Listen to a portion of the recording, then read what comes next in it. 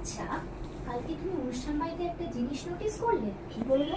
আরে ফর্সা মতো মেয়েটা গো, বুঝতে পারছো না? আমি কি বিয়ে বাড়িতে মেয়ে দেখতে যাই না? আরে দূর বাবা, যে সামনে দাঁড়িয়ে ছিল না মেয়েটা, বুঝতে পারছো না কার কথা বলছি? ওই রেড কালারের শাড়ি পরেছিল কি? আরে না না, ওর পাশে যে দাঁড়িয়ে ছিল, ডান দিকে।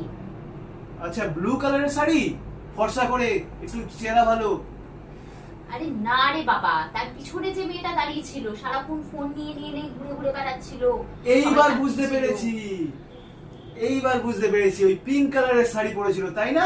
স্লিভলেস ব্লাউজ, আর পিঠের কাছে সরু ফিতে দিয়ে ঝুমকো ঝুলছিল, আর কানে বেশ বড় বড় ইয়ারিংও পরেছিল, বেশ মানিয়েছিল বলো।